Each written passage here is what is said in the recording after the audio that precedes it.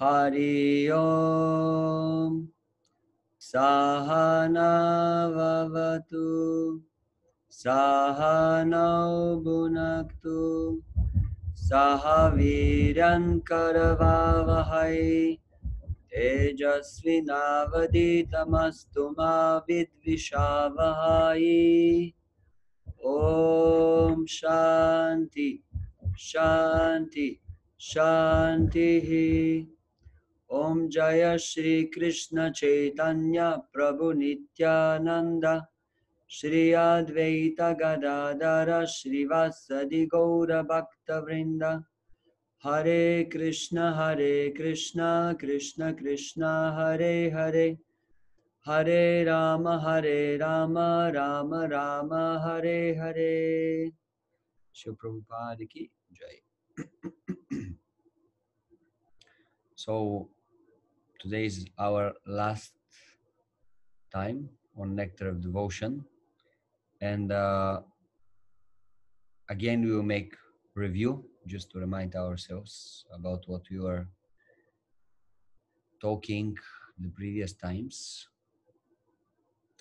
So we started Nectar of Devotion with a brief discussion and comparison of the material rasa and the transcendental or spiritual rasa, how each one of us have the need of experiencing rasa or taste or emotions, feelings.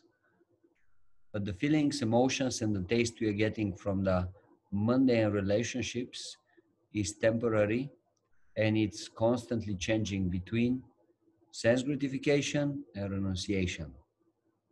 We try to enjoy some object, and then we don't feel satisfied, and that's why there is repulsion. And for some time, we don't want to enjoy this object, and after some time, again, we want to do the same thing. In comparison to this, the spiritual rasa is Amrita, as we can understand from the title of Nectar of Devotion. Bhakti Rasa Amrita, Sindhu, the ocean of the immortal or eternal Bhakti Rasa, transcendental relationships with Krishna. We spoke about what is devotional service and what is pure devotional service, and we gave the according to the definition of pure devotional service, we gave the explanation that devotional service should be for Krishna. It should be activity according to authority, according to Shastra, and according to Guru, to the instructions of the previous acharyas, and it should be done with a positive mood.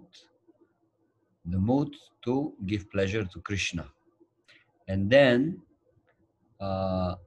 in order this activity to become not just devotional service, but pure devotional service, the activity should be free from any material desires, motivations, and should be free especially from karma and jnana. So this is the definition of pure devotional service. Then we were describing the 6 qualities of pure bhakti, the 6 characteristics of pure bhakti. Maybe you can help me a little bit if you remember. We have 2 qualities for sadhana bhakti, 2 qualities for bhava bhakti, and 2 qualities for prema bhakti. So the 2 qualities on the level that appear on the level of sadhana bhakti, these 2 qualities are,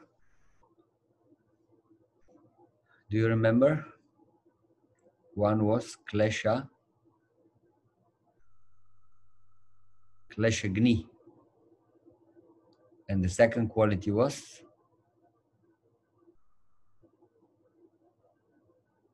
subhada. These were the 2 qualities on the level of sadhana bhakti that appear. Devotional service destroys everything bad, all bad qualities, all reactions from our sinful deeds, and devotional service bestows everything good. All good qualities appear in the character of a devotee. Then the two qualities which appear on the level of Bhava Bhakti are Sudurlabha.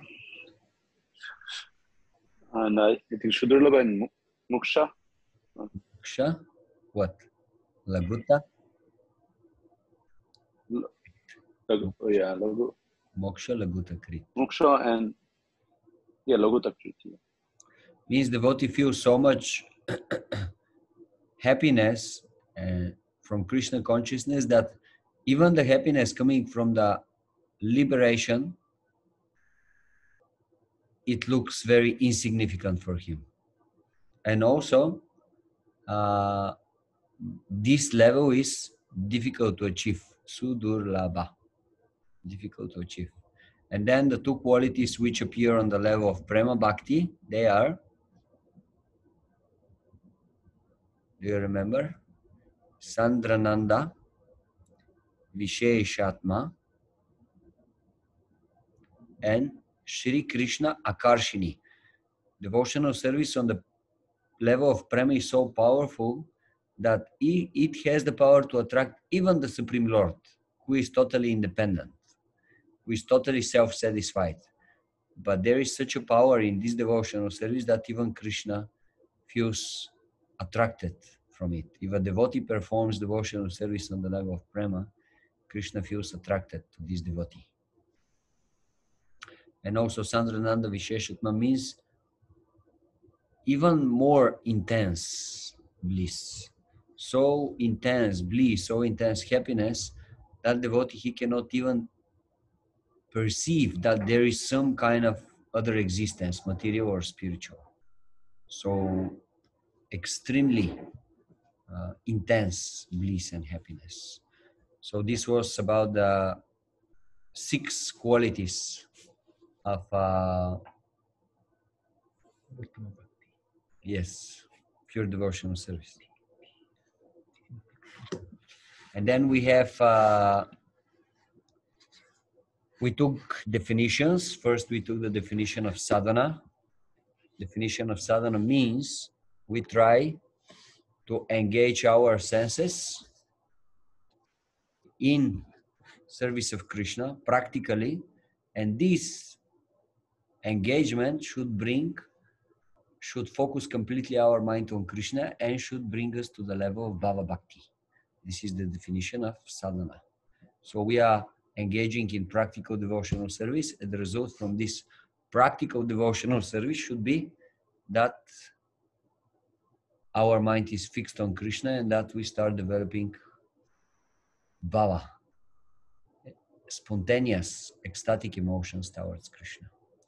And now we spoke about the 2 levels of sadhana bhakti, Vaidhi sadhana bhakti and Raganuga sadhana bhakti. What was the definition of Vaidhi sadhana bhakti? Let's see now. On the level of Vaidhi sadhana bhakti, we follow the process. Why? What is our motivation? We follow rules and regulations. Correct. We are just following the rules and regulations. We are following because we know we have to do it. We don't have spontaneous attraction, yes? But we are doing it because we know our Guru Maharaj wants this. Shastra, the scriptures are saying this is very important, so that's why we are doing it. Okay, now when we come to the level of Raganuga Sadhana Bhakti, what happens? What is the change?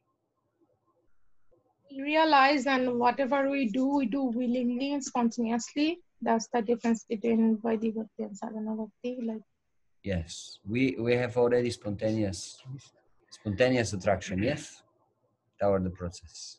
yeah. Very nice. So then many chapters, they were discussing only Vaidhi Sadhana Bhakti. Why? Because for us, this is the most important part of the process. So chapters from 2nd to 14, including, they were discussing simply Vaidhi Sadhana Bhakti, all the 64 angas of Bhakti. And out of those 64, we said that which 3 angas are the most important so that we can start the whole process of Vaidhi Sadhana Bhakti.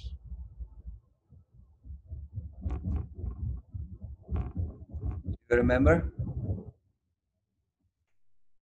We need Shraddha.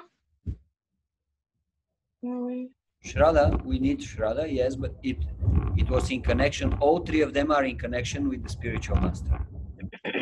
This is the beginning of the process of Vaidhi. Accepting a spiritual master, following his instructions. Yes. And taking initiation. Taking initiation. Thank you. Great. Very nice. And then out of those 64, 5 angas, 5 activities of bhakti, they were the most potent, because if one is doing these 5, very easily he can come to the level of ecstatic devotional service or bhava. So which were those 5? Reading Srimad Bhagavatam or Gita, chanting Harinam, Yes. association with the devotees, Very nice. and doing Ditthi worship, Yes. Ditthi worship. residing in Mathura. Reciting Torah. Very good. These 5 are the most potent parts of the process of Vaidhi Sadhana Bhakti. Great. So then, after we discussed Vaidhi Sadhana Bhakti, we went to Raganuga Sadhana Bhakti. Previous time we were discussing Raganuga. And there was 2 discussions there. The first discussion was that Raganuga means you follow in the footsteps of someone. So now first we discussed who we are going to follow. And we spoke about the perfect devotees who are in the spiritual world. They are totally perfect. They are living totally in union with Krishna. And they are known as Ragatmika. Why? Because the essence of their life is raga, or spontaneous attraction for Krishna. There is nothing else in their life than spontaneous attraction for Krishna. That's why they are known as Ragatmika Bhaktas. And then we explained that the process of Raganuga Sadhana Bhakti means that we are trying to follow in the footsteps of those great, perfect devotees. That's why someone who is following in their footsteps is known as Raga Anuga. He is following in the footsteps of the Ragatmikas, the perfect devotees. And we were discussing what is the qualification for Raganuga Bhakti, and we came to the conclusion that in order to practice Raganuga, first our heart should be purified from the anarthas, from the material contaminations. Only then we will be qualified for Raganuga Sadhana Bhakti. Otherwise, we are giving examples with people who are just imagining that they are on this level, although their heart is pure with contamination. And the result is that they are just imitating, but they actually cannot practice real Raganuga Sadhana Bhakti. And we described what is the essence of this Raganuga Sadhana Bhakti. We were explaining that externally, the life of the devotee stays the same. If the devotee is on the level of Vaidhi Sadhana Bhakti or Raganuga Sadhana Bhakti, externally he is living the same way. He is doing the same things. He'll get up in the morning, he'll chant his rounds, he'll do some worship, he'll read Bhagavatam. Nothing of these things changes. What changes is the internal world of the devotee. In his internal world, he may meditate more on certain pastimes of Krishna. Why? Because he is spontaneously attracted to some of these Ragatmikas, perfect devotees in the spiritual world, and he is reading more about them. He wants to imbibe gradually their mood and serve Krishna exactly the way how they are serving Krishna, in their mood. So more or less, this is what we are discussing till the previous time. And today we will take the last 3 chapters from Nectar of Devotion that we are going to study. There are much more chapters, but Nectar of Devotion in the Bhakti Shastri course is studied only till chapter 19. So this is what we're going to do. So today we will take the last 3 chapters, which are dealing with Bhava Bhakti and Prema Bhakti. So if you remember, dear devotees, in the beginning of the book, we were discussing how this book, Nectar of Devotion, or Bhakti Rasamrita Sindhu, is divided into 4 parts, like the big ocean can be divided into 4 parts. And what we are dealing with now during this Bhakti Shastri course is only the 1 part of the ocean. And in this one part of the ocean, 1/4 of the ocean, there are 4 waves. So first wave was giving summary description of devotional service. Then we were giving the definition of what is pure devotional service. Then we were discussing the 6 characteristics of devotional service. All this was part of the first wave of this part of the ocean. Then the second wave was dealing with sadhana bhakti. So then we discussed Vaidhi sadhana bhakti and Raganuga sadhana bhakti. And now we are coming to the third wave of the eastern part of the ocean of devotion. And this third wave is discussing Bhava Bhakti. So we are starting from this point onwards. Chapter 17.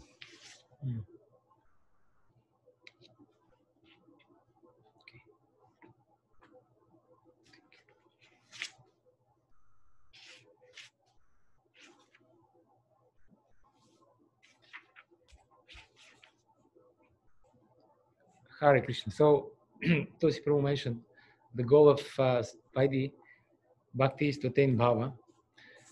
So somebody may say, why then we need to have this threefold discrimination between Vaidhi, Bhava, and Prema Bhakti? Why don't we just have Vaidhi and Prema? Because on the level of Bhava, which is the beginning of Prema actually, but on the level of Bhava, there are still some traces. There may be still some traces of anarthas there. Therefore, one can theoretically fall down from the level of Bhava. But from the level of Prema, there are no any anarthas. And one cannot fall down from Prema. Therefore, there is this discrimination between these 3 levels of Bhakti, 3 types of Bhakti. And also, as Tulsi Prabhu mentioned, since Bhava is clearly stated as the result, the goal of Vaidhi, of sadhana, therefore Bhava cannot be part of sadhana bhakti. Because you always have the sadhya and the sadhana and the sadhya. Sadhana means the method, the way to attain to sadhya, which is the goal. So Bhava is the goal of sadhana, so cannot be classified as sadhana. Therefore, Bhava Bhakti is in between sadhana and prema. It is the initial stage of prema, but it still is, and it is the goal of sadhana, but still is classified separately.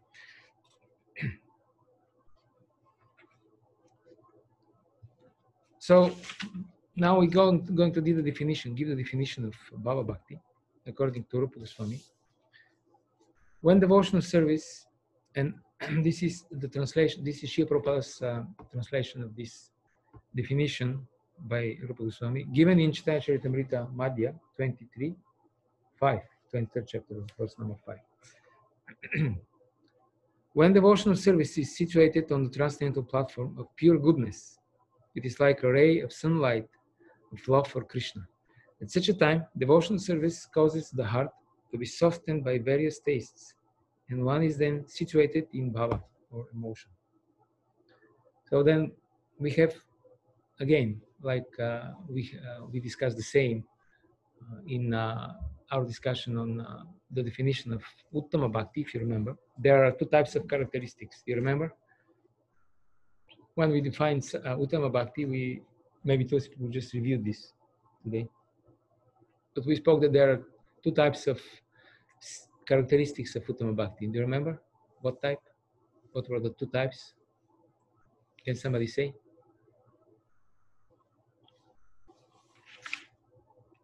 I can say. Okay. Primary and secondary. Ragatmika. So there are primary characteristics and secondary characteristics. So there are 3 things that qualify one activity as a devotional service, and there are 2 things that qualify the devotional service as pure devotional service. So primary and secondary. Primary are the three characteristics and secondary are the two.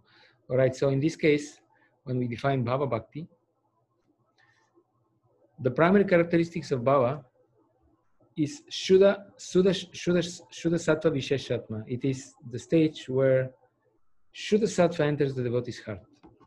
Shuddha Sattva Visheshatma Prema Suryamshu Samyabhak. So here Shuddha Sattva means not the material Sattva Guna, but the pure Sattva Guna, the internal potency of the Lord. When this internal potency enters the heart of the devotee, then we speak about Bhava Bhakti. And the analogy is given, just like a dormant seed cannot grow without being touched by the heat and the light of the sun. Similarly, the seed of Prema Bhakti, although it is in everyone's heart, as we know, cannot grow properly until the Lord doesn't decide to send a ray of His own spiritual energy in the heart of the devotee. Only then the seed of Prema can sprout and grow properly. When a person eagerly wants to serve the Lord, then the Shuddha Sattva potency may enter his heart. How? How the Shuddha Sattva potency enters the heart of the candidate for pure devotional service? How this happens? Some suggestions?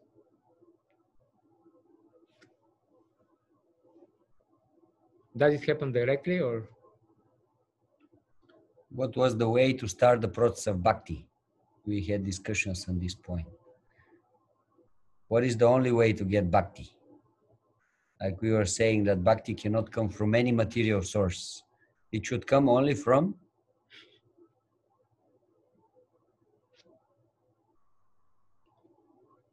Okay, now we cannot move forward until we don't clarify this point. So what is the origin of bhakti? That's very important. Is it karma?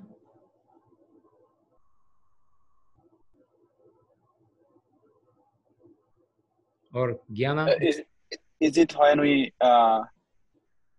follow these 5 rules like deity worship and living in Mathura, and after they achieve those goals, then we are candidate for bhakti? Okay, and how do we follow these 5 most potent forms of Vaidhi Bhakti? By whose mercy we can do this? By Guru and Krishna? Yes, that's what I wanted to hear. So Bhava Bhakti, or this Shuddha Sattva potency, that is the primary characteristics of Bhava, enters the heart of the devotee only by the mercy of the pure devotee. Gurudev, just Gurudev, pure devotees. Gurudev, Jai Gurudev. So Gurudev can be Dika Gurudev or Shiksha Gurudev.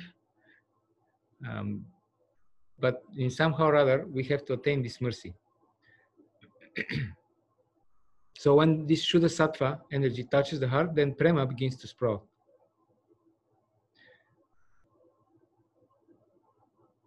Bhava is compared to the sunshine, to the sun ray at the dawn in the morning.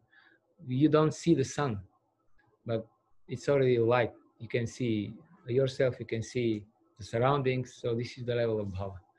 The sun is still not a reason, completely on the horizon. So this is compared to Prema, when the sun actually appears. But then just like when it's already light, there is enough light so that you can see, and then you know that the sun is coming very soon, in a couple of minutes. In the same way, when the Bhava appears, then you know that Prema will appear very soon. So how this Shuddha Sattva descends to the heart of the devotee? So first of all, Rupa Goswami explains that this Shuddha Sattva is composed of the 2 elements of the Lord's internal potency, Hladini, and Samvit. That means the Ananda, the pleasure-giving potency of the Lord. And then Samvit means knowledge. So knowledge and bliss combined enter the heart of the devotee. And then, because this is a property of the internal potency, that means part of Srimati Radharani's own existence enter into the heart of the devotee. Then the devotee becomes very attracted to Krishna, and he himself becomes attractive to Krishna. Krishna is attracted to this devotee.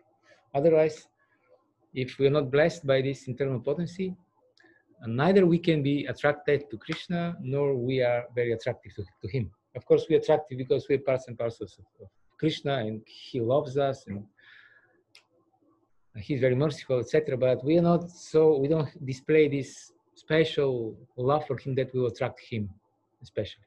So this happens only by his mercy. So actually that means that Krishna is attracted from his eternal potency, which is in the heart of the devotee. Yeah. This potency goes in the heart of the devotee and makes the devotee so attractive for Krishna. On each level, the devotee is attractive.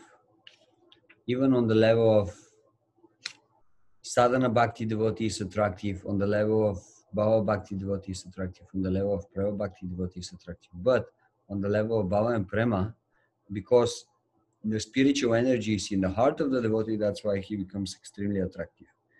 He is attractive for Krishna, he becomes very, very attractive for all living entities. Because the internal potency, the Hladini Shakti, is in the heart of the devotee. And just like the six Goswamis, they were dear to all, to the devotees, to the sages, to the ordinary people, even to the dacoits. So the nature of Baba is such that when it appears, it permeates our consciousness to such an extent that it appears to become one with the mind. It basically substitutes our material mind. We don't have material mind anymore. Our material mind becomes completely spiritualized. Just like the analogy is given, just like an iron rod placed in fire is eventually permeated by the qualities of the fire to such an extent that the rod and the fire appear to be one.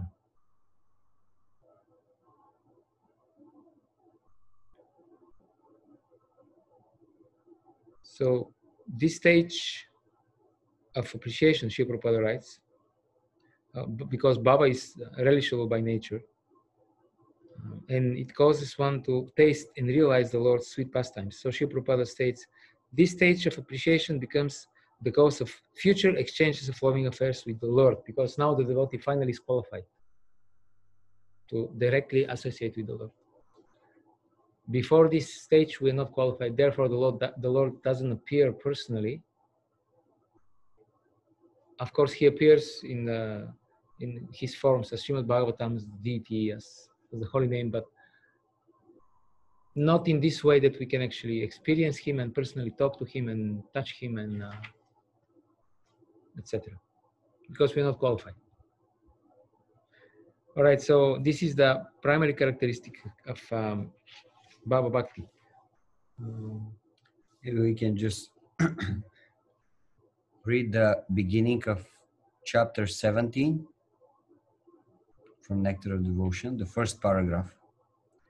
By the process of executing regular devotional service, one is actually elevated onto the transcendental stage, beyond the material modes of nature.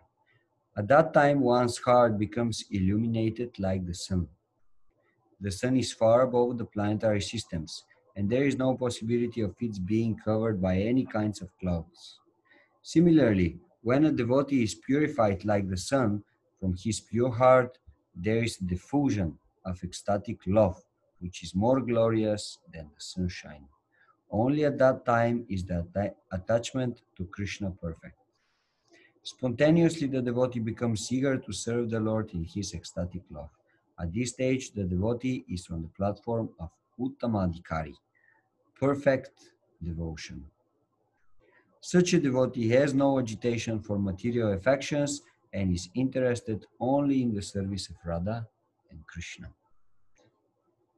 Yes. Okay.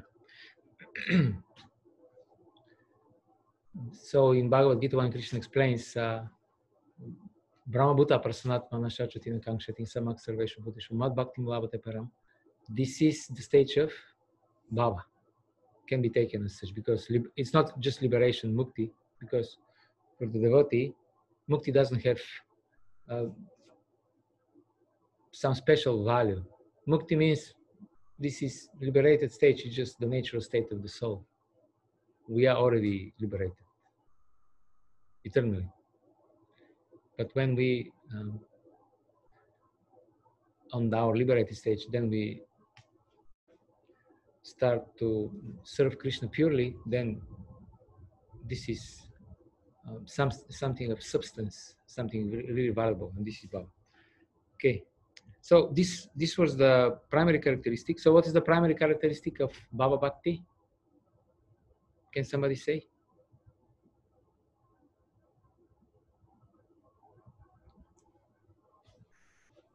Softens the heart. Let's see. In this case, devotees become eager to serve the Lord in Haribol. love. Say again, please. Like in this stage, a devotee Say like, something. becomes very eager. I think maybe if you have two mics. Yeah, my Prabhuji, he's using another phone. He moved. So here, in this stage, devotees become eager to serve the Lord in his ecstatic love. Did you hear? Can you say again, Mataji? Sorry. Yeah, like Bhava Bhakti stage, a devotee becomes Uttamadhikari and he is eager to serve Lord in his ecstatic love. He becomes very eager to serve and he becomes Uttamadhikari. What's the reason? Because the Lord gave him his internal potency. And the internal potency of the Lord entered his heart. This is the primary characteristic of Bhava Bhakti. And then as a result, he's very eager to serve the Lord. Okay, so what is the primary characteristic of Bhava Bhakti again? Like, the Lord gives his internal potency to the devotees. That's how. So it enters this internal potency in the form of Hladini and Samvit, the pleasure-giving potency and the knowledge potency enters the heart of the devotee, and then he has perfect attachment to Krishna, and Krishna is attracted to him. So this is the primary characteristic. And now, Prabhuji, it is like until Lord Krishna's eternal potency comes towards to devotee, the Bhava Bhakti doesn't fulfill. So Krishna's potency, eternal potency also comes towards to devotees, right? Yes. So then, but if it is just only devotees, love and devotion goes to Krishna, that definitely is the first stage of the expecting Krishna will give us eternal potency, right? Mm-hmm. Yes. Like, excuse me. And that's the way blessings. Yeah. Alladani Shakti and Samvit. like arise. So Mataji, you wanted to say something? Or? Yeah, like for my understanding. So when a devotee crosses the Vaidhi Bhakti and level up to Sadhana Bhakti, like when he started doing Lord's service spontaneously, at that point this happens, right? Happens what? Bhava Bhakti? Yeah. No, not exactly. Actually, the Bhava Bhakti appears when this spontaneous service leads to Krishna being so satisfied that he gives this special mercy in form of his internal potency entering the heart. This is Bhakti Bhava proper when it starts. Of course, we can say that we experience some contact with the internal energy of the Lord from the very beginning of Bhakti, from Shraddha onwards, because of course it is not possible at all to be attracted to the Lord without His Practice. mercy. Yes. Mhm. So we have this taste, which comes from contact with the internal potency. We have the taste from the very beginning, but it is not called bhava until it reaches certain intensity. And this intensity, in order to be reached, we cannot do it on our own. It has to be given by Krishna by His own sweet will whenever He decides. And this is then called bhava. And then on this stage, the devotee is not anymore on the gross bodily or subtle bodily platform. He doesn't identify with his body and mind, and he becomes aware of his spiritual identity. So this is bhava. So being spontaneously attracted to devotional service is not proper bhava yet. It might be raganuga bhakti, but it's not bhava. Okay? So in simply, when Krishna approves our devotion and he is satisfied by the level of our devotion, only like when Krishna accepts us, then a devotee can Okay. Sorry, yeah. Then bhava, yes, exactly. So in other words, we are completely dependent on the mercy of the devotee's spiritual master and Krishna to attain bhava. We cannot attain bhava on our own, with our own endeavors. We have to, of course, we have to endeavor and we have to practice seriously, but ultimately it depends on the Lord. So this is the primary characteristic, and then the secondary characteristics are, first, that it softens the heart and gives rise to various tastes. These are the Tatastha Lakshana. So softening of the heart, that means that our heart becomes very easily moved by Krishna conscious emotions, Krishna conscious stimulation. That's what it is. The heart becomes very soft, like butter, or like what? Like soft butter, like nectar. So when the heart is very hard, dry, then you can chant the holy name, you can read Bhagavatam, you feel nothing. You can see the deity, you feel nothing. There is no emotions. No emotion, involved. just The act is there, but doesn't produce rasa, emotions. But when the heart becomes, then the smallest, the slightest Krishna conscious activity brings tremendous results. For example, the best example, the perfect example is Chaitanya Mahaprabhu. When he entered, just by entering the temple of Jagannath, he felt such intense transcendental emotions that he fainted, and they were not sure what happened to him. Sarvabhauma Bhattacharya had to come and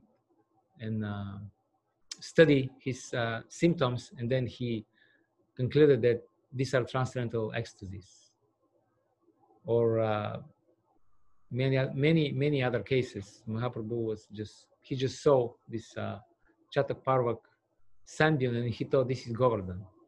Stuff like that. And in our case, we enter the temple every day, we see the deity, but we don't seem to experience such strong spiritual emotions. Sometimes we do. Most of the time we just... we don't. Krishna, Hare Krishna, Jai, Jai, Radha Govinda. Okay, so softening of the heart. Okay, Prabhuji, you wanted to say something, or? Yeah, I was trying to tell, like, in that level, it actually covers Guru, Vaishnava, Guru, Krishna, all three. When we are in that potency, like a mercy of Krishna. So that means in this moment, we definitely get blessings from Vaishnavas, and then Guru, and then Krishna. So it covers all three. It's nothing left over. So it's not like we are in that point. That means we don't care about, because Krishna gave me mercy already. So we don't care about Guru or downline to Vaishnavas. Actually, it's there. Everything comes as a bundle together. Yes, very good point. Again, Mahaprabhu gave the perfect example. He was very he was completely in love with Krishna, but he dealt in a perfect way with all the Vaishnavas, with his spiritual master. So then the next secondary characteristic, giving rise to various tastes. So there, according to Rupa Goswami, there are three kinds of tastes or devotional desires that blossom when one achieves bhava. First is desire to achieve Krishna. Second, desire to please Krishna with various services. And third is desire to be close at heart with Krishna.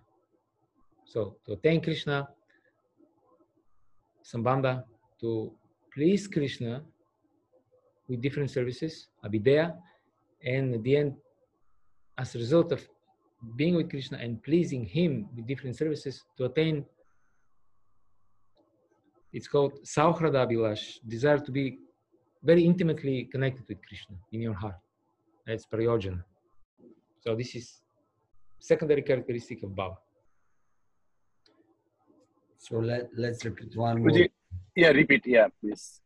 Let's repeat one more time the primary and the secondary characteristics of Bhava Bhakti. Okay. You want to try, devotees? The primary characteristic is that who is entering the heart of the devotee? Guru. Krishna's spiritual potency, correct. Oh, yeah. And then what are the secondary characteristics? The heart becomes very, very soft like nectar or butter. And the devotee has very particular spiritual bhava or tastes. Spiritual particular bhava, desires or tastes he's relishing. Emotions. And there are three types. He has desire to achieve Krishna, desire to please him with various services, and desire to be close at heart with Krishna, to be very intimate with Krishna. Okay, very good. So this is the definition of bhava. So how do we attain bhava? There are two ways to attain bhava, according to Rupa Goswami. Maybe we can read what. Yes. So Srila Prabhupada is saying in Nectar of Devotion, this is next page, 132, first paragraph. Elevation to this stage of ecstasy can be possible in two ways. One way is by constant association with pure devotees. The other way is by the special mercy of Krishna or by the mercy of a pure devotee of Krishna. Elevation to ecstatic stage of life is generally attained through association with pure devotees, while elevation to that stage by the special mercy of Krishna or his devotee is very rare. The purport is that one should execute devotional service rigidly in the association of devotees so that there will be certainty in rising oneself to the ecstatic position. In special cases, of course, there is special favor from Krishna, and although we should always expect that, we should not sit idly and simply wait for Krishna's special mercy. The regular duties must be performed. It is just as when sometimes it is found that a person who never attended school or college may be recognized as a great scholar, or an honorary degree from general universities may be offered to him. But this does not mean that one should avoid school and expect to automatically receive an honorary degree from some university. Similarly, one should devoutly execute the regulative principles of devotional service and at the same time hope for Krishna's favor or for his devotees' favor. Yeah, okay. So, so there are two types of ways to attain this bhava, by practicing and by the mercy of the Lord. Of course, when we practice, then we still depend on the mercy of the Lord. But the difference here is that some people just attain bhava without practicing.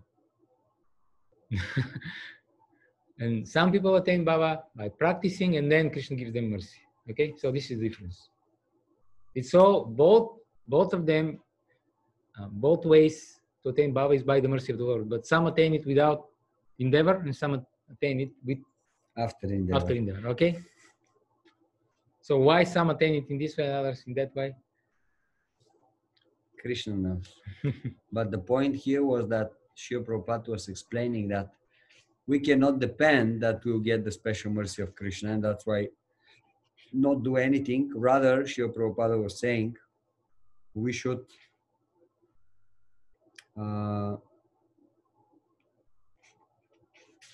we should not sit idly. We should perform our duties. Yes. Okay. So that means we have to be as possible in our performance of sadhana bhakti, and then at the same time wait for the mercy of Krishna to appear. Yes.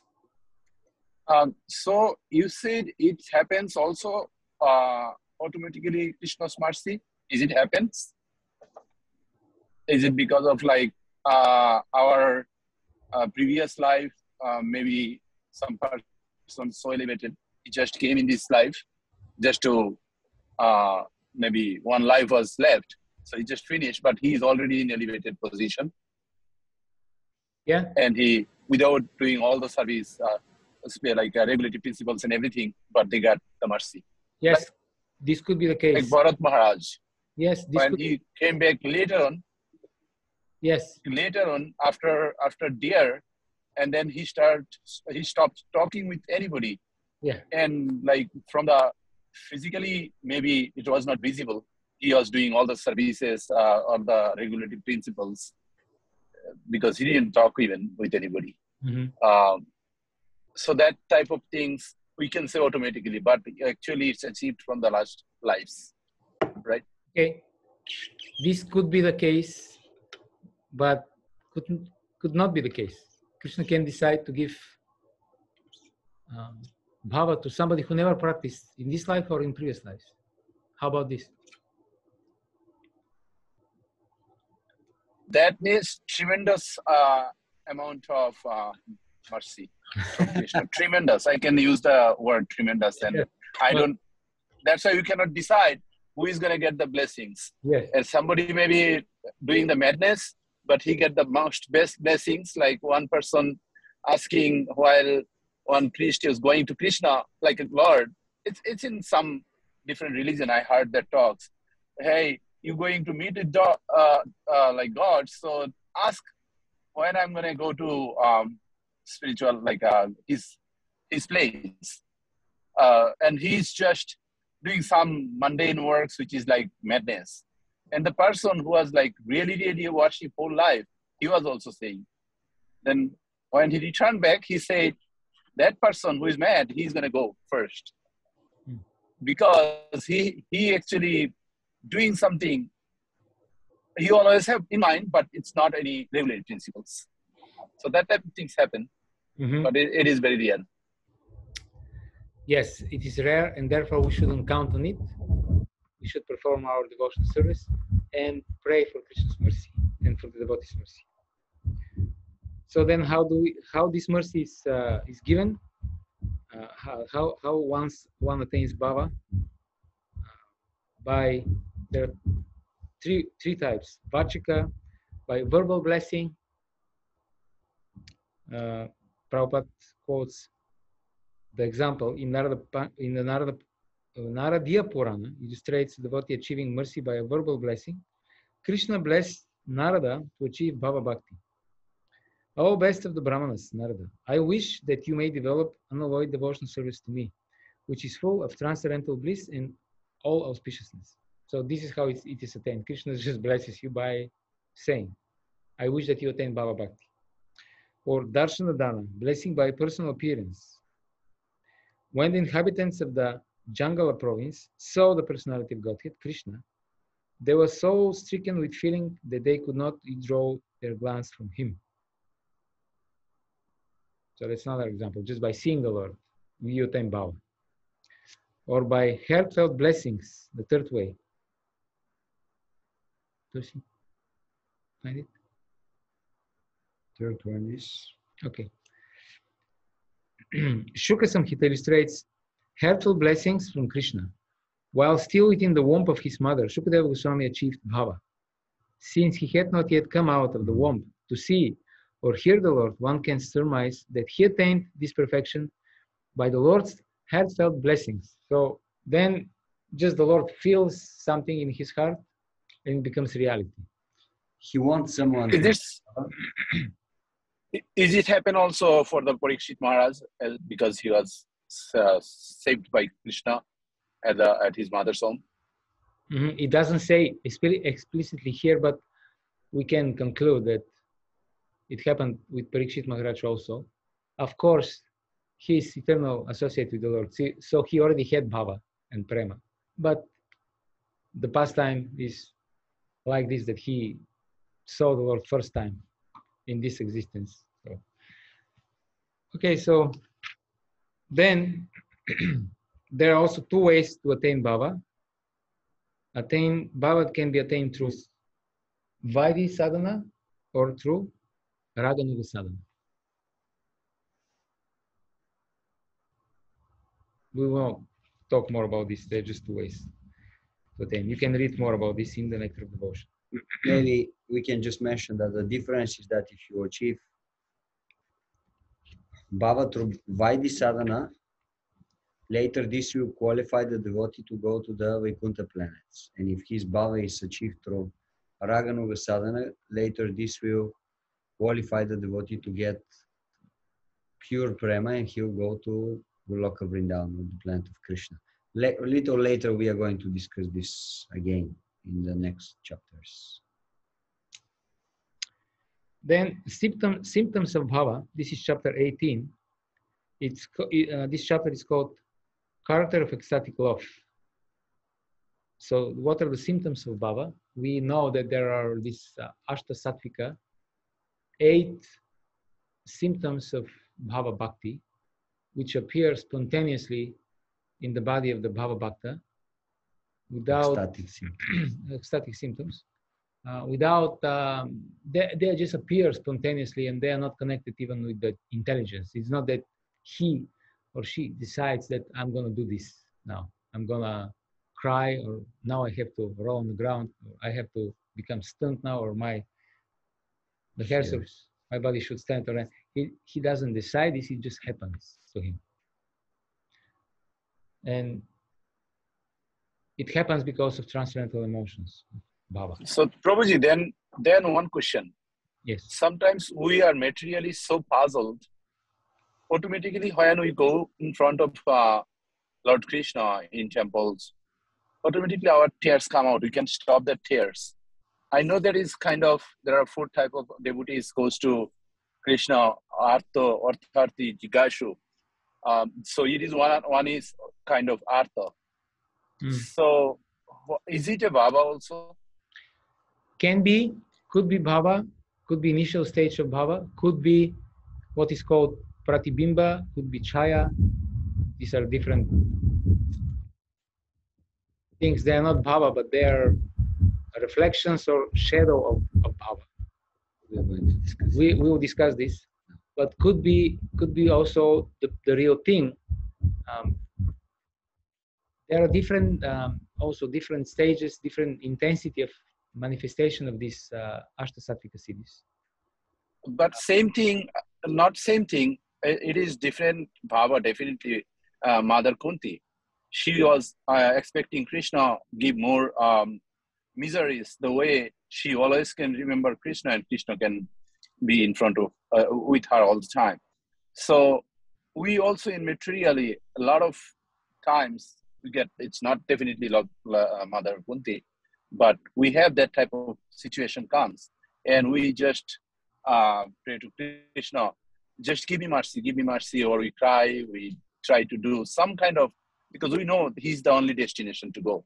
So how you compare with that bhava Mother Kunti and the bhava just regular Vaishnava, one Vaishnava? Yeah, that's what I was trying to explain, is that can be the real thing, can be the real bhava, but it's just the very initial stages, which are not called properly bhava yet. The principle is the same, but when we experience similar symptoms, like you described, you go in front of the deities and there are some tears coming, this can happen when you're also neophyte. doesn't mean that you advance devotee, but the principle of bhava can appear even in the stage of the neophyte devotee. Therefore, I wanted to explain that there are different levels of intensity. Sometimes in the initial stages, these Ashtasattvic siddhis, they appear, only one of them appears, let's say only tears, and they're very easily to be concealed, so you can hide them. Then there is next level, 2 or 3 appear simultaneously, and the devotee can conceal them, but with great endeavor. It's not so easy anymore that they can be concealed, hidden from others. And then there's third level where 5 or 6 appear, and they are not so anymore so weak, and it's impossible to be concealed.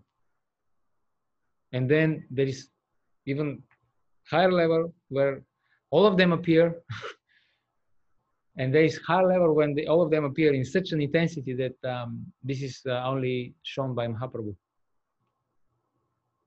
So little tear here and there, it's not really bhava. It's not really proper Ashtasattvic siddhi. It's very initial state, and they're described by Rupa Goswami. That's what I wanted to say. Also, it is not that every time that we have tears,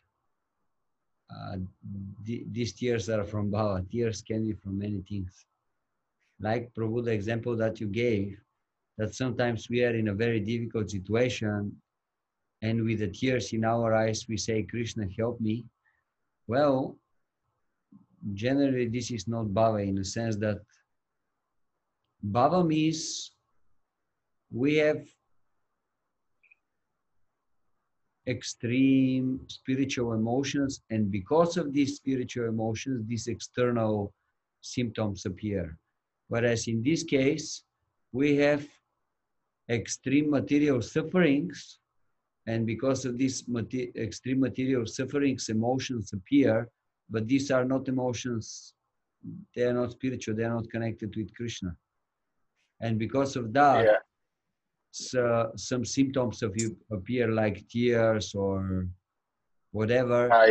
And whatever, then because we don't have any other choice, we don't know what to do to solve our problems, then we say, okay, at least let me pray to God.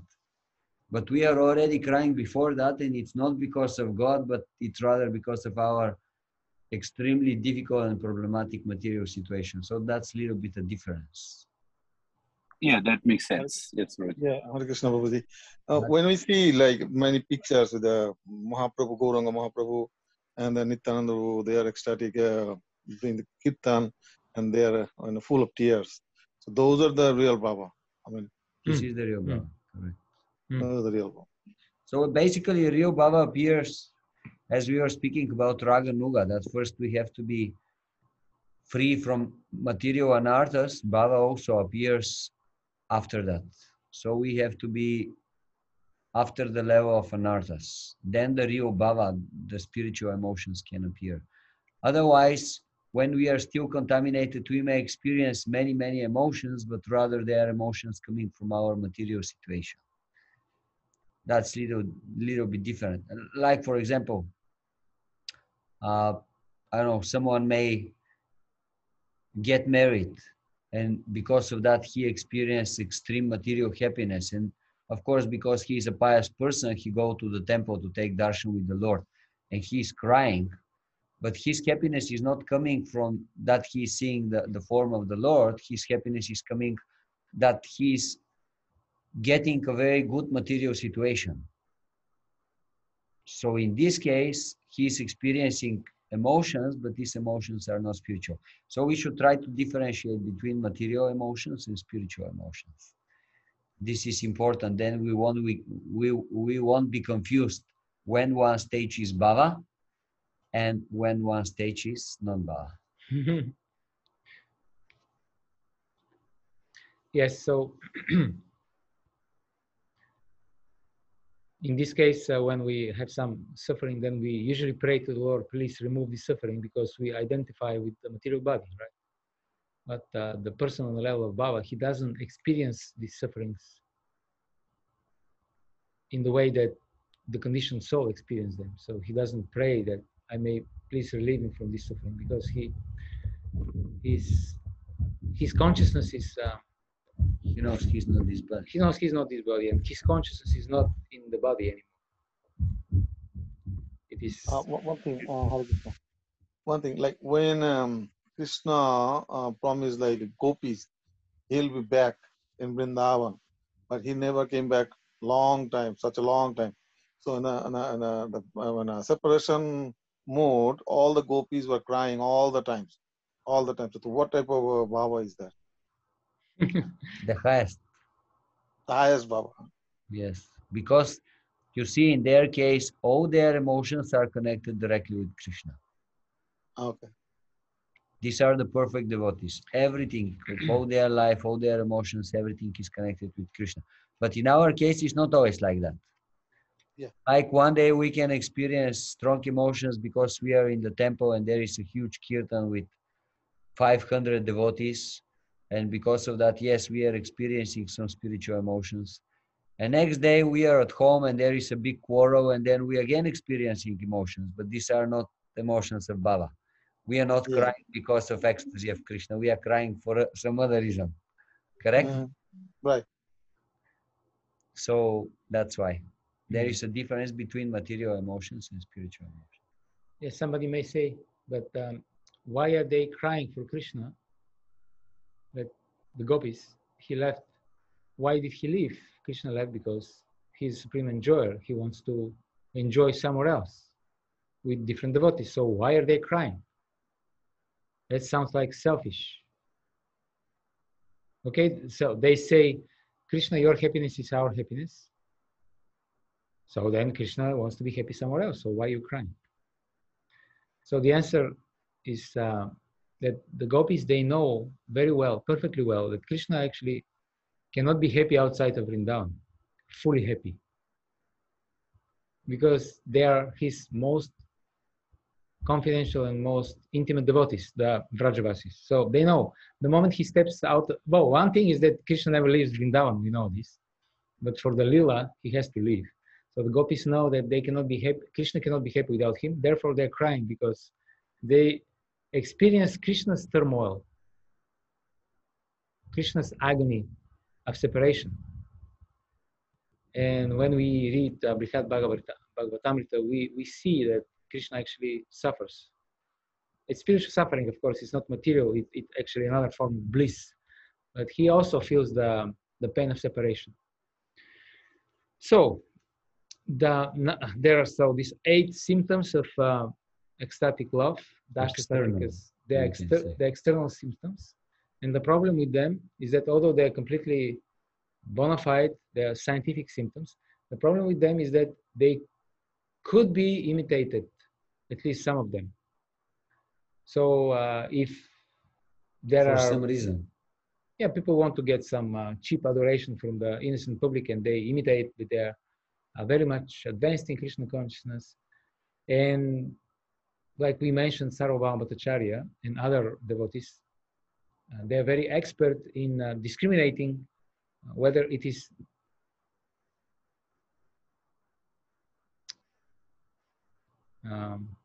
whether this is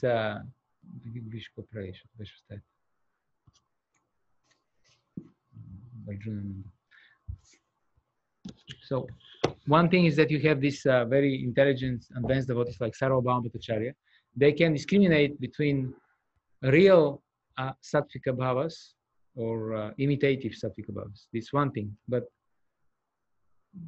more often than that, than not, you deal with innocent public, and for them, it's not clear. You know, they see somebody rolling on the ground and crying and chanting Krishna, Krishna. They think this is the real thing.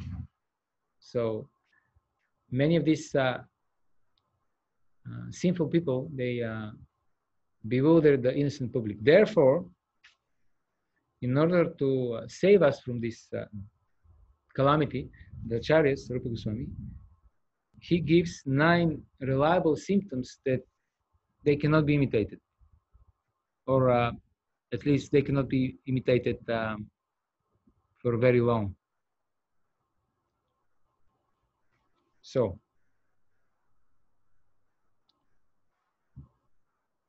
Can you hear me? Hare Krishna. Yeah, Hare Krishna. I can hear it. Okay. So, so what are these 9 symptoms? First, avyakta kalapvam, utilization of time. That refers to constant engagement in devotional service, 24 hours a day. So this cannot be imitated. Or one can imitate it for a short time, but because of lack of taste for Krishna Katha and for spiritual activities, and because of very strong material taste, one won't be able to sustain this imitation for a long time. Okay, so this is very reliable symptom. Second, kshanti, perseverance, remaining tolerant and patient even amid disturbance. 3, third, virakti, detachment, complete indifference to the objects of sense gratification. So these people usually which display this imaginative, unreal, imitative bhava, they're actually very attached to material sense gratification. Therefore, they imitate the great devotees because they want to cheat the public and to be able to enjoy the material facilities given by the innocent people to the great, so-called great devotee. Then fourth, manashunyata, pridelessness, to feel humble even though one is extremely elevated. So on the level of bhava, one has attained the sadhya, the goal, the prayojana of devotional service, but he is very humble. Usually, when we attain something, we tend to become proud, let alone if we attain the highest goal of life. So this person is very humble. Ashabandha, hope against hope. To possess the firm faith that Krishna will deliver one to the highest perfection, even though one feels low and utterly unqualified to achieve this on his own. That's the 5th symptom of bhava. So devotee feels very unqualified, extremely low, but at the same time he's convinced, he's sure that Krishna will give him mercy. This is actually one of the symptoms of the surrendered soul. Being convinced that Krishna, I'm completely unqualified, but Krishna is merciful. He's my protector, my maintainer, and he'll give me mercy. Then 6th, samutkanta, intense eagerness to achieve pure loving service. Intense eagerness, not just, oh, maybe it will be good to become pure devotee. No, this is just so strong that one becomes Vyavasyatmika buddhi aikeha kurunandana. There is no other goal for him. He doesn't even perceive that there are other things in life.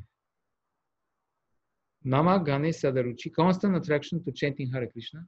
This is also very kind of easily to spot if somebody is has a taste to chant Hare Krishna. These people are,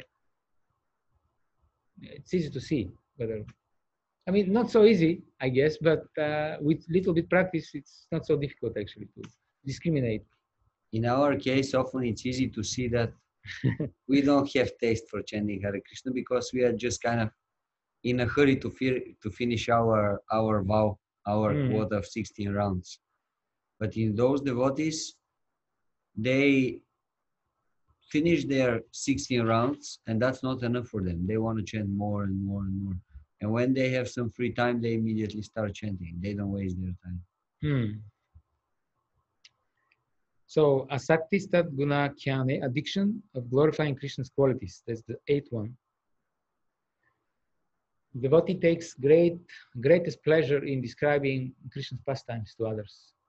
And if there is nobody else to describe, Prabhupada said he's preaching to the walls. So much taste, so much affection for Krishna that he wants to share his heart with everybody. Krishna is amazing. He's most merciful. He did this pastime. And did you know that when this and this happened, Krishna said this or he did that. Then these devotees, they come in the association of devotees, and they are usually they are in their own Bhava world. So they just come and they, oh, did you know? I want to share with you what I read in Bhagavatam. Listen, it's amazing. And they read something from Bhagavatam that we read also, but for us was not something, it didn't strike us like something extraordinary. But for them, because they are loving Krishna, this is something special. Everything is special about Krishna. Yeah, opposite to that is we get together with the devotees, and instead of having spontaneous attraction to speak about Krishna, we start discussing all kinds of mundane subject matters, politics, gossips, everything else, but not Krishna Katha. So that's the difference between these devotees in our situation. Spontaneously we are attracted to other things. They are spontaneously attracted to glorify the qualities of Krishna. Then the last one, Pritistat Vasatistale. Love for living in the Lord's Dham. This is attraction, affection for the holy Dham, where Krishna performed his pastimes. So these are the 9 reliable symptoms by which one can judge whether somebody is on the level of bhava or not. So because the acharyas say that one should test his guru for 1 year, I think these are good criteria to understand whether the person we attracted to as our potential guru, whether he's on the level of bhava. Or at least if he is very serious devotee, because if he is, he'll be trying to do these things. He'll be trying not to waste time. He'll have very firm faith and conviction that Krishna will sooner or later give us his mercy. He'll be trying to chant a lot. He'll be trying to read a lot. We'll see these symptoms in one degree or the other. Okay, is this clear? Does it make any sense? So these are the 9 symptoms of bhava. We have 8 symptoms of bhava, which can be external. Can be imitated, the external. And we have these 9 reliable symptoms. Okay? So, dear devotees, this is the beginning of chapter 18. These 9 are described, as you can see, already in the beginning of the chapter. And then Srila Prabhupada is giving short description of each one of the symptoms separately. We are not going to read this now, but for homework, you can go through this if you didn't, and please read them and get as much as possible from these descriptions that Srila Prabhupada is giving.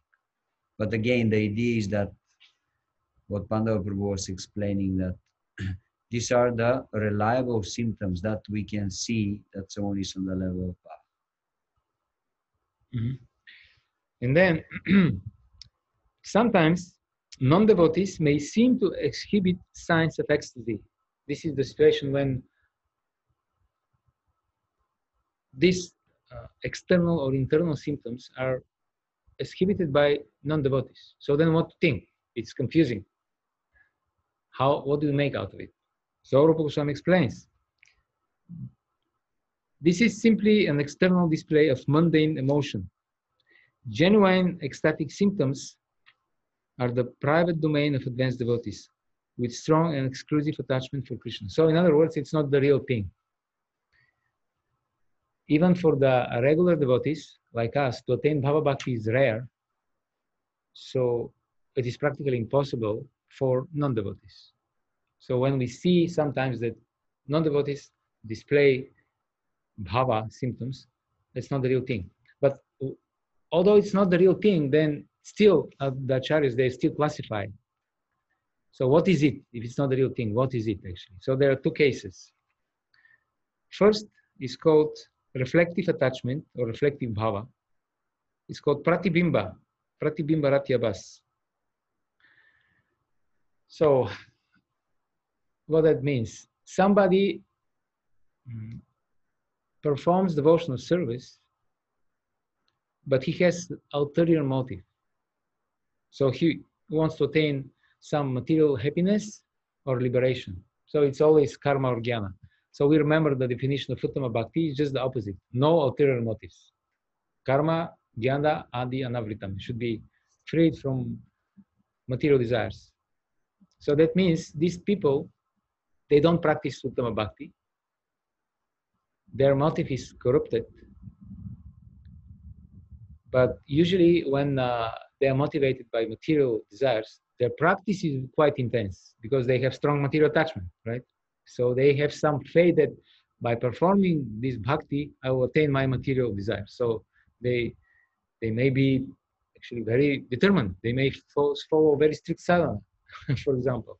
Chant not 16, 32 rounds, or 64 rounds even.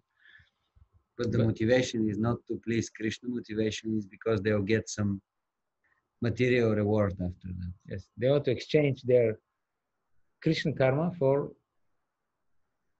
material facilities. They want to go to heavenly planets or to attain liberation. We heard about a story like that one time from one devotee. He was explaining that there was a brahmachari. He was very, very strict. He was following everything very, very strictly. But one day, this devotee spoke with him and asked him, so what's the goal of your practice? What do you want to achieve? And very openly, this devotee, he confessed, he said, well, everything that I'm doing it now, I'm doing it just to go to heaven, to Svarga. Why? Because when I go to Svarga, then I'll be able to enjoy really nicely. So he was following very strictly the process, but the goal actually was... So this type of devotees, because he's a devotee, obviously, but he doesn't practice Uttama Bhakti. He's materialistic devotee. So when these type of persons, they manifest bhava symptoms, this is called pratibimba-ratyabhas. It is reflective attachment. Srila Prabhupada explains. Okay, do you read? You read this? Okay. Sometimes it's found that a person actually attached to material enjoyment or salvation has the good fortune to associate with pure devotees while they are engaged in chanting the holy name of the Lord. By the good grace of the Lord, one may also cooperate and join in the chanting. At that time, simply by the association of such pure devotees, the moon-like rays from their hearts reflect on him, and by the influence of the pure devotees, he may show some likeness of attachment. So the Tulsi Prabhu is describing the bhava enters the heart, and then it's like the heart becomes like a small sun, and then these rays from the pure bhava of the advanced devotees around this person, they reflect on his heart. So it may appear that he also shows some bhava, but that's not the real bhava. It's not the real thing. It is reflective attachment. Okay? So it is actually, if someone is not a bhava devotee, he's on this level, he's not on this level of purification. But we see some symptoms. It looks like that. That means that emotions he is getting there are reflecting from the heart of some bhava bhakta, some devotee who is on this. So this actually is very interesting. That means if something like this happens, we can look around and see, okay, who is the bhava devotee? Who is the bhava devotee that gave? And then we can, actually, who is closest, associate to him? Oh, actually, I didn't know that he's so advanced, this devotee. Actually, he's bhava bhakta. Okay, so this makes any sense so far? Pratibimba-ratyabhas, it's called this. You understand this? Kind of, Prabhuji. We have to read through again. Okay. We have to read through again. Good. So it's okay. And then the second type is called shadow attachment or chaya. So in this case, sometimes a person may execute devotional service out of social convention or curiosity, compared to reflective attachment to the pratibimba, the one that we discussed before. This devotional service is less intense, but the motive is not so corrupted. So in this case, we don't have a person who is like staunch Mayavadi or staunch materialist, and he uses devotional service to attain his selfish goals. We don't have this motivation. We just have person who is just curious. He's not a devotee, but he's just out of social convention. That means his friends are devotees maybe, or he's born in family of devotees, and he's just curious, and he may join in the kirtan, for example, or in some spiritual activity. Then he also may manifest ecstatic symptoms. Usually it will be not so intense because his practice is not so intense. The other guys, they are motivated, you know. They have very clear idea what they're doing. This guy here, he's not motivated. He doesn't really know what he's doing. He's just swept along with the current of devotion of people around him. And he's just, oh wow, I really like the chanting. Do you like the kirtan? Yeah, I felt like, you know, and then I felt something. Yeah, he may start crying and etc. Or he attend a festival in temple, Janmashtami or Ratha Yatra, or he visit the Holy Dham. Occasionally he gets association with devotees. So Srila Prabhupada explains, such shadow attachment or para attachment can develop if one associates with pure devotees or visits holy places like Vrindavan and Mathura. And if an ordinary man develops such attachment for Krishna and fortunately performs devotional activities in the association of pure devotees, he can also rise to the platform of pure devotional service. So he can become actually a real devotee. This is the beginning for him.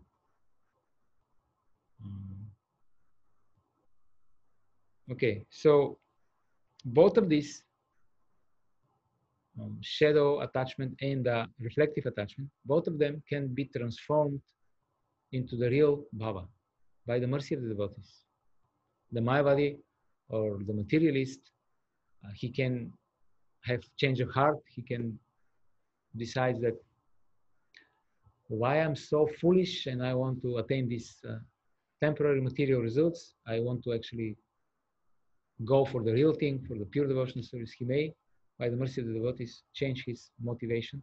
Or in the second case, this bewildered person who is just caught up in the midst of these turbulent devotional emotions, then he may also decide, well, I have been wasting my time for so long. Finally, I want to do something serious in my life. So why not just surrender to Krishna? But it depends on them changing, or in the first case, and in the second case, just concentrating on the first case, changing the motivation. Second case, like becoming serious about Krishna consciousness. And then Rupa Goswami explains that sometimes there is apparently causeless bhava. I think Prabhuji mentioned just a few minutes ago. If a person who apparently has not undergone serious, okay, excuse me.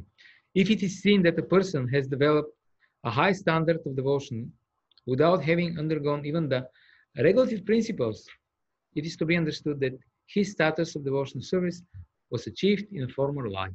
So he has attained, he went through the whole purification, but in previous life. Now this life, he just attained bhava very quickly, in few days. Prabhuji, I will have a question. You can. Yes. Yes. Previously, we were talking about shadow bhava and the other one. Yes. What is the other one name? Reflection. Attachment. So it feels like shadow bhava is also good things because we are starting some point. Yeah, they're good things. If I don't start even, it could be like sometimes we go to the temples, we feel really pleasure. Mm-hmm. And if any pure devotee asking how you feeling, we might saying we feeling pleasure, but as a pure Vaishnava, they understand how much pleasure actually we are enjoying because they already have that measurement scale. Yeah. But they inspire that devotee, oh, you're feeling really great. So I think you continue, you will feel more and more. So it could be shadow in the initially, but it can turns to the pure devotion one day. Mm. So any type of coming devotee, welcoming in the temples, definitely. However, how much level he is in, doesn't matter. right? Yes, correct. Very good point.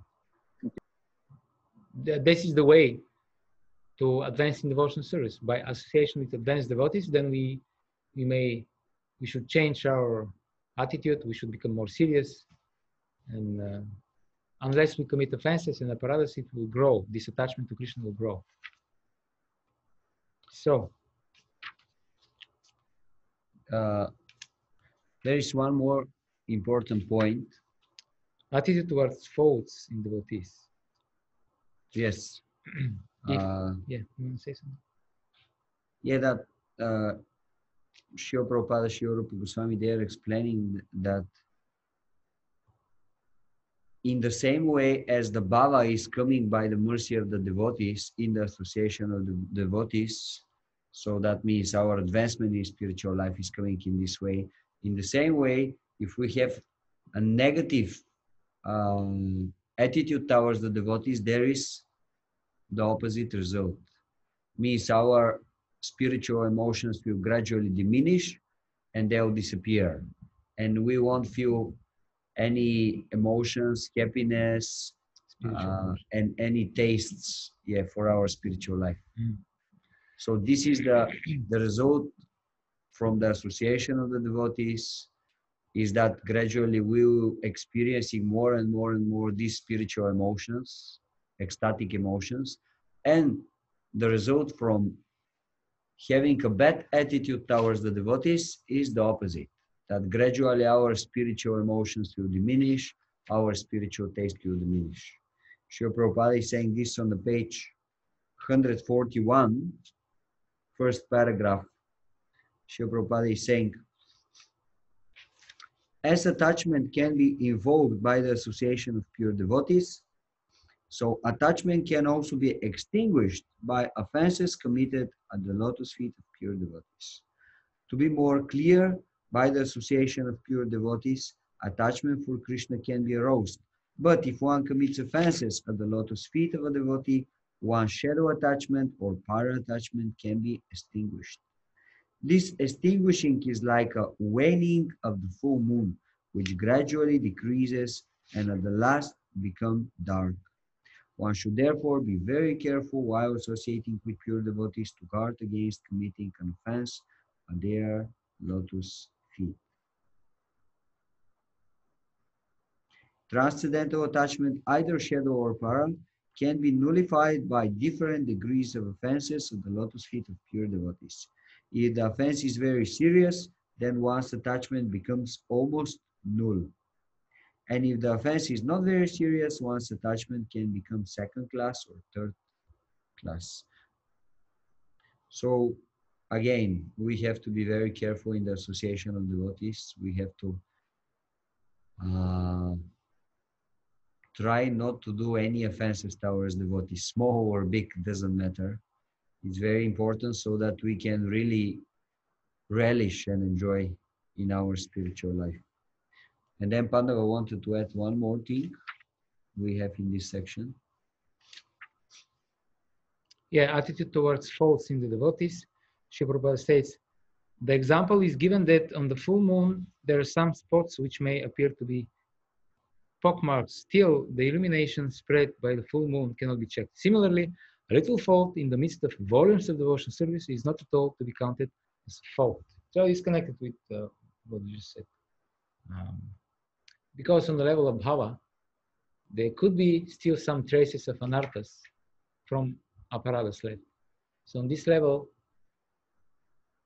if we have the good fortune to associate with such devotees on the level of bhava, we should be very careful not to criticize them because of these traces of residue of anarthas that are still left. We should concentrate on the example he is given, the full moon. It illuminates all directions, and although there are some spots there, it doesn't actually check the positive effect, the wonderful pleasure-giving nectarian light of the moon. Okay, so now what's the we're gonna take some break. Take a break. Okay. Let's take 10 minutes break, dear devotees, and then we have one more chapter to go through.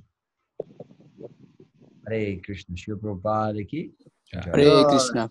Hare Krishna.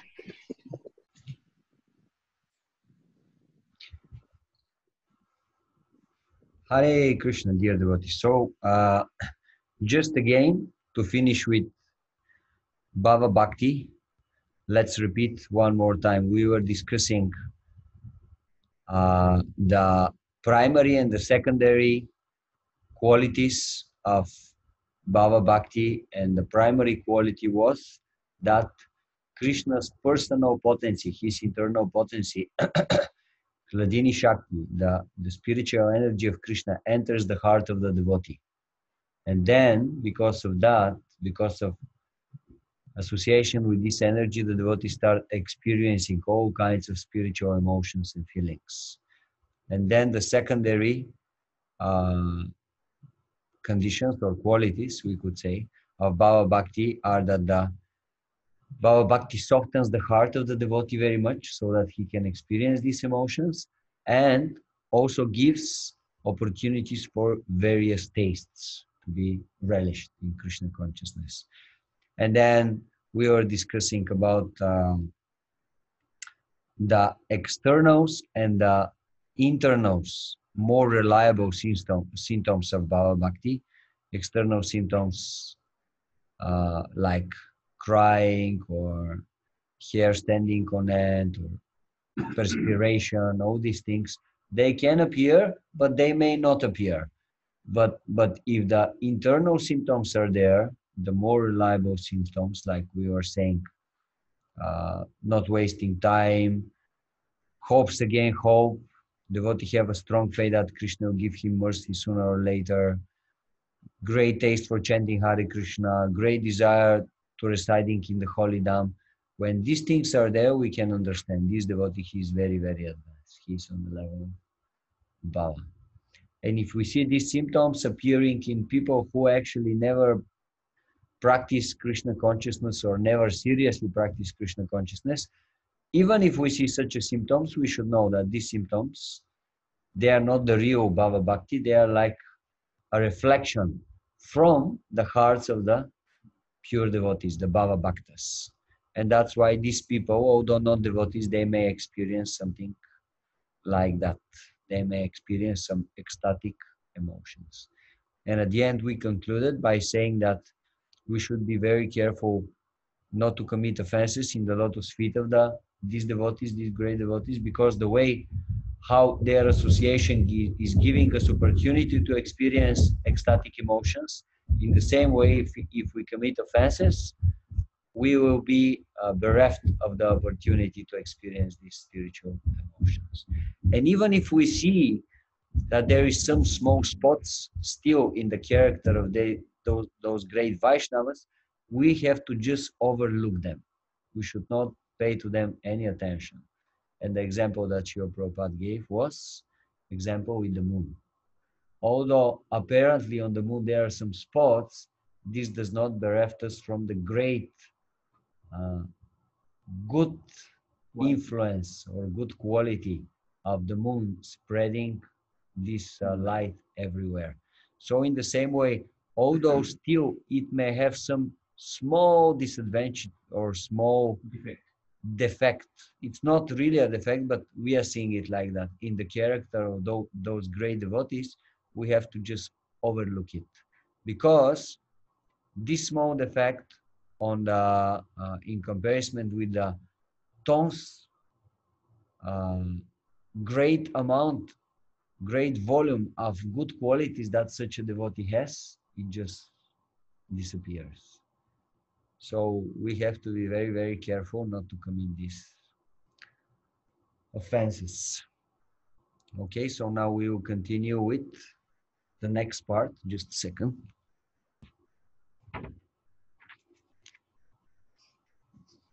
So this is the last chapter with which we are going to deal with. Chapter 19. So this is the last wave. We said that the Bhava ocean, Rasa Amrita Sindhu, has 4 parts, and we were discussing the eastern part, and there was 4 waves in this eastern part. And now we are on the fourth wave, which is Prema. We are going to discuss what is Prema Bhakti.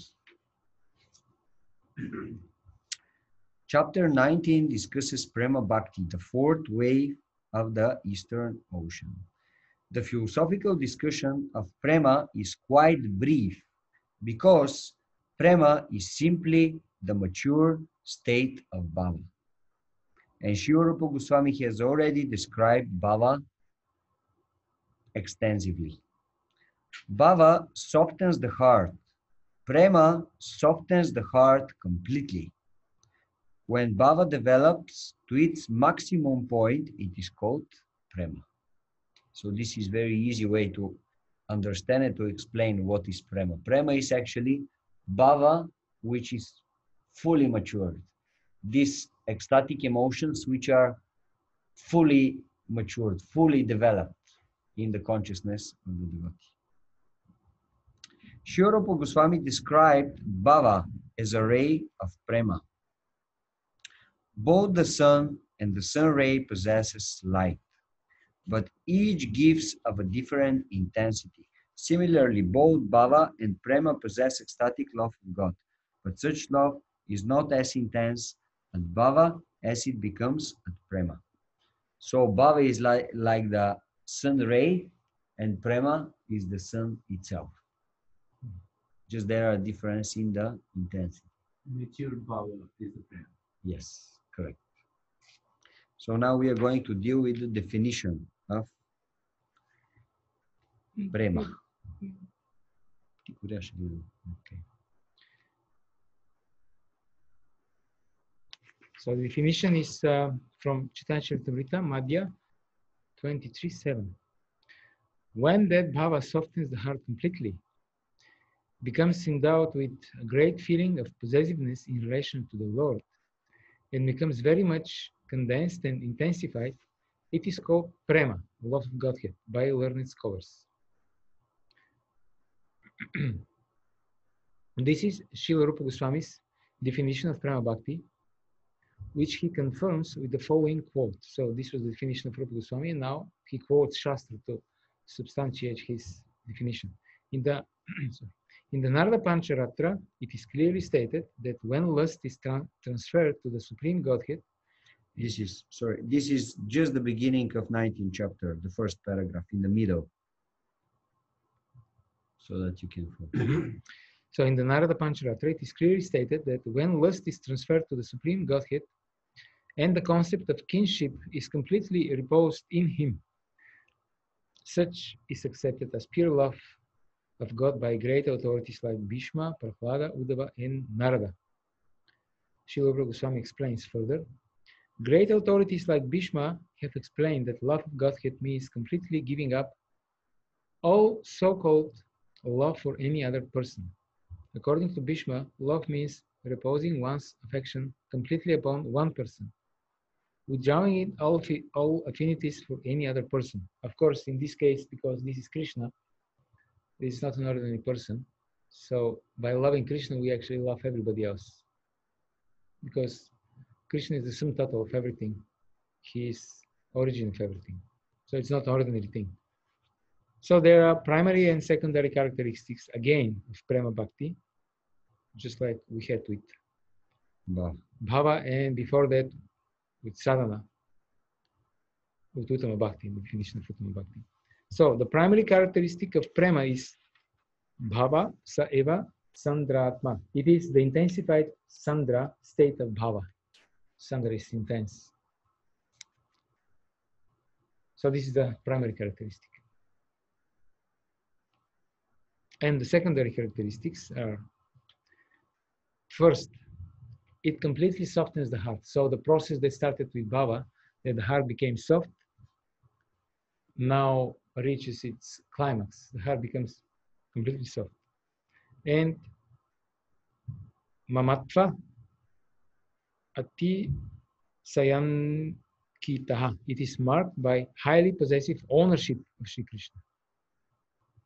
So this is Mamatva. So ordinary devotional service before Bhava, and even at the level of Bhava, is characterized by the attitude, I belong to Krishna, I'm Krishna's servant. Therefore we're called Dasa, servant of Krishna. And on the level of prema, this changes into mamatva. That means it's mine. Yeah, it's affection, but Krishna becomes Krishna is mine. The Krishna devotee is mine. possesses Krishna. Like, yes.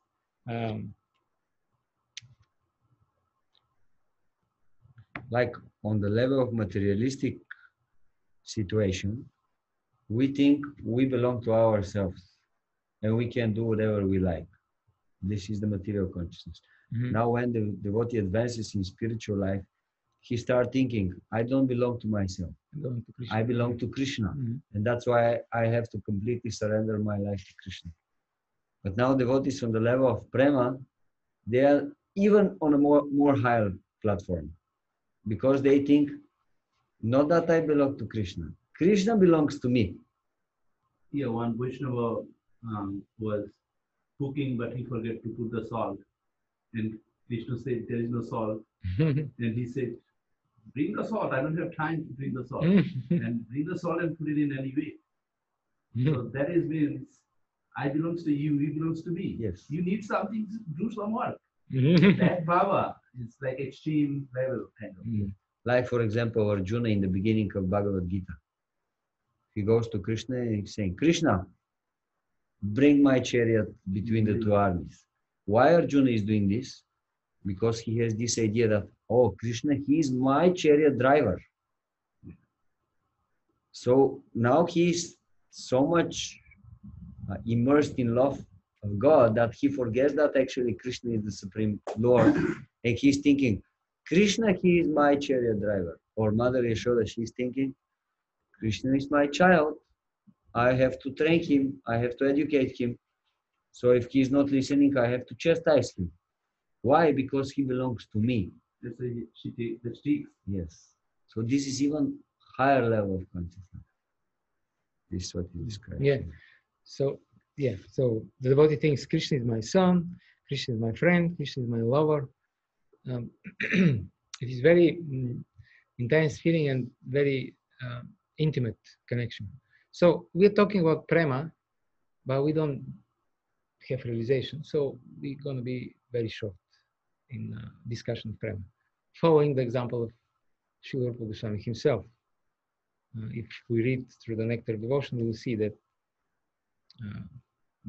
This part as Tulsi Prabhu mentioned in the beginning, and he's mentioning this over and over again, the discussion on Vaidhi Bhakti takes like 14 chapters, from 2nd chapter to 14th chapter, 13 chapter, and then the discussion on Bhava, on Raganuga takes 2 chapters, Bhava is 2 chapters, and Prema is 1 chapter. So if Rupa Goswami didn't spend so much time discussing Prema, so who are we? So, Srila Prabhupada is saying no need to discuss so much, because when a devotee matures enough, he will understand. He will understand, because on the level of Vaidhi Bhakti, things are very much intellectual. We should intellectually understand, okay, I'm not this body, okay, I have to give all my energy to Krishna, I have to control my mind. On the level of Bhakti, things are very kind of intellectual. Still, there is not much emotions. Now, on the level of Bhava of Prema, as we saw, we start speaking much more about emotions. It's about softening the heart. It's about experiencing transcendental emotions. So no need to discuss these things. When we come to this level, we will just experience and we will know, okay, this is Bhava, this is Prema. Like in the Bhava level, it is like fragile, like glass can break any time. But when it goes to the prema level, it's very rigid. The bhava is already completely More deep and more intense. It's like in material dealings. You have your friend, for example, or your son or your beloved or whatever, and somebody comes and he tells you that, well, such and such person, he's in such and such position, and you tell him, no, it's not true, he's just my friend. That's all. He's my friend. Don't try to say he's somebody. His most important position is my friend. He may be prime minister or doesn't the richest person in the country. Or, I don't care. He's my friend or my son, my beloved. Okay, so now we don't have internet, huh? No. Okay. Hare Krishna.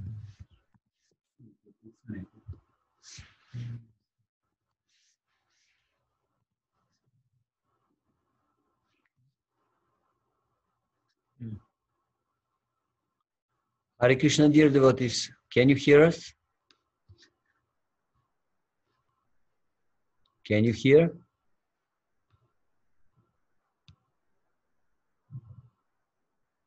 Haribo. Yes, Prabhuji, Okay. I'm hearing. Well, Prabhu, yeah, we can hear now. Okay. Thank you. So there are two types of prema. Mahatmya Jnana prema and Kevala or pure prema. Mahatma Jnana prema means prema mixed with knowledge of the Lord's majesty. These are the Vaikuntha Vasis.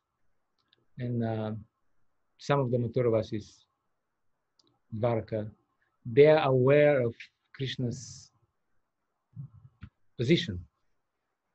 And this naturally have some influence on their dealings with him.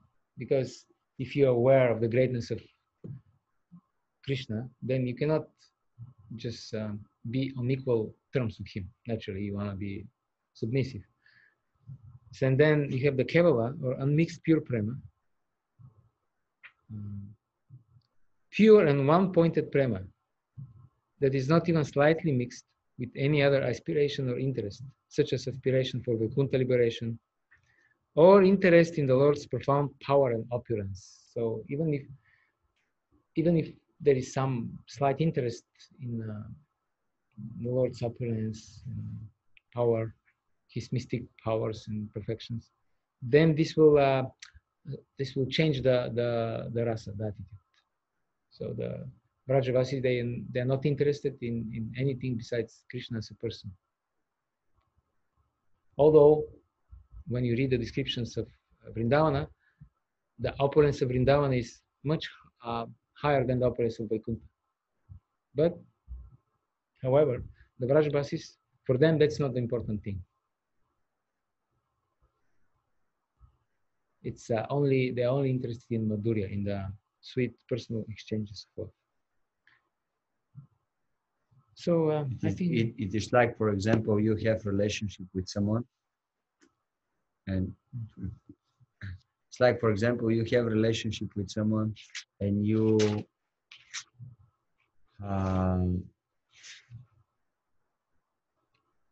are interested from his riches. You are interested from him, but at the same time, you are very much interested from his position, his riches. Or, although he's very powerful person, you don't care about this. You just want to spend time with him because you like him, he's your friend. But at the same time, he is the boss of this and this huge company, and like thousands of people working for him, you don't care about this. So it's something like that. In one case, the devotees, they are very conscious that Krishna is the Supreme Lord. And if I associate with him, I will be getting all these benefits. In the other case, they don't care, and they even they want to forget this. Because if they remember that he is the Supreme Lord, they cannot have normal relationship. And Krishna himself, he enjoys more when his devotees, Srila Prabhupada says, taking the advantageous position of ordering him. He enjoys more this relationship. Krishna says, when my beloved gopis, they chastise me, their anger forcibly pulls away my mind from all these chants of Vedic hymns by the Brahmanas. So I prefer to hear the chastisement of my lovers than to hear the Vedas. And so Krishna also enjoys more. Of course, this is not to be imitated. Yeah, on this level, Krishna is really taking, what is the word? Taking pleasure in having this relationship with his devotees. Like sometimes he's giving the example, the gopis, they go to Krishna and they say, Krishna, now you dance. And if you dance, we will give you half rasagula. And they start clapping hands and Krishna is dancing. And this, like Krishna's Narayana features, he does administration. But yes. when he is Krishna, he don't care about He doesn't administration, want- what's going on. Yes. And whoever they associate, they feel better. Forget your office. I don't care about your office. Let somebody else handle it. How we want to play. Correct. So something that love is beyond these administrative or rituals levels. Like Srila Prabhupada was giving this example with some of the administrators in America, who was some of the presidents, or I forgot his name, but a person went to see him With the in his British office. Prime Minister, Oh, the British Prime Minister, okay. And do you remember his name? Sir William Gladstone. Gladstone, okay. So someone went to have appointment with him, to meet him. But then the secretary said, oh, now he's very busy. So please sit down here and wait. And when he finished his job, then he will see you. And then the person was waiting. And long time, like half an hour, 1 hour. And then he started wondering, what he's so busy with, what that he cannot accept me inside. And then the door of his cabinet was little bit, the door of his office was a little bit open. So he, because of curiosity, he wanted to see with whom he is spending his time. So he looked through this small opening of the door, and what he saw was that the prime minister, he was kneeling on the ground, on his legs and knees, and his small grandson was on his back, and he was playing like a horse around the room with his grandson. So Srila Prabhupada is giving this example of how, yes, Krishna, he is on this great position like this man. He was a prime minister, but he takes, for him is more important, and it giving me more pleasure to have intimate relationship with his close, very, very close people. Yes, like the minister Gladstone, he just wanted to spend some time with his grandson. So it's a similar rasa, it's a similar situation. So at the end of his description, Srila Rupa Goswami is saying, generally we attain prema only by persistent, ardent practice, not by sudden stroke of mercy. That's why Srila Rupa Goswami describes the gradual evolution from Shraddha to prema. So now we are just going to read this. This is the end of 19th chapter, page 146. Association with pure devotees. You found it? Yes. Although many different processes for developing love of Godhead have been explained so far, Srila Rupa Goswami now gives us a general description of how one can best achieve such a high position. The beginning of ecstatic love of Godhead is basically faith. There are many societies and associations of pure devotees, and if someone with just a little faith begins to associate with such societies, his advancement to pure devotional service is rapid. The influence of a pure devotee is such that if someone comes to associate with him with a little faith, one gets the chance of hearing about the Lord from authoritative scriptures like Bhagavad Gita and Srimad Bhagavatam. Thus, by the mercy of the Lord, who is situated in everyone's heart, one gradually develops his faith in the descriptions of such authoritative scriptures. This is the first stage of association with pure devotees. In the second stage, after one becomes a little advanced and mature, he automatically offers to follow the principles of devotional service under the guidance of the pure devotee and accepts him as spiritual master. In the next stage, under the guidance of the spiritual master, the devotee executes regulative devotional service, and as a result of such activities, he becomes freed from all unwanted occupations. When he is freed from unwanted occupations, his faith becomes steadily fixed, and he develops a transcendental taste for devotional service. Then attachment, then ecstasies, and in the last stage, there is the pure love of Godhead. These are the different stages of development of pure love. Only the most fortunate persons can achieve such success in life. Those who are simply academic students of the Vedic scriptures cannot appreciate how such a development takes place.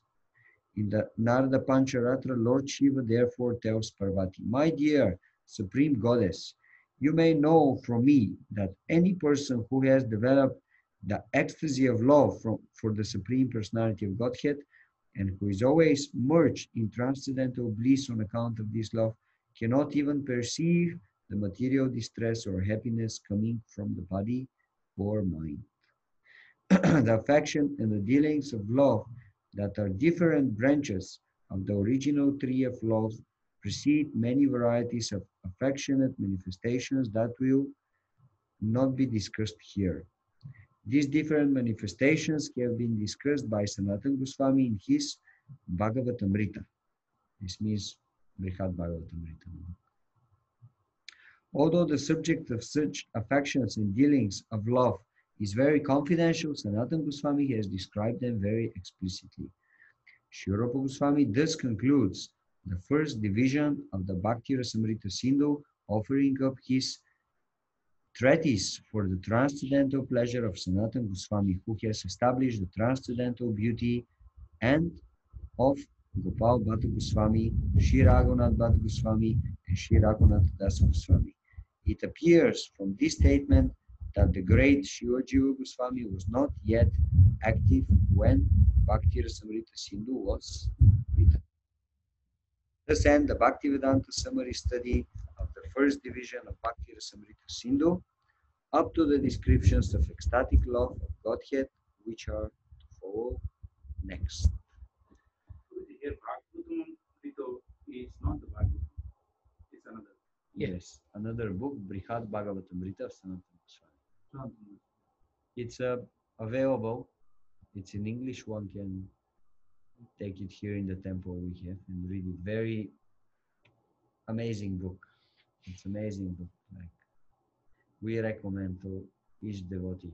Just find available here. Yes, find some time and read it. You'll be amazed. It's amazing. So, okay, dear devotees, do you have some questions?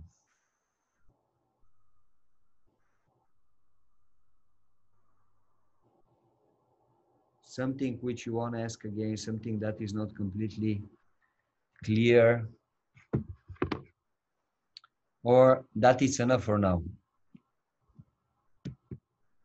It seems this is enough.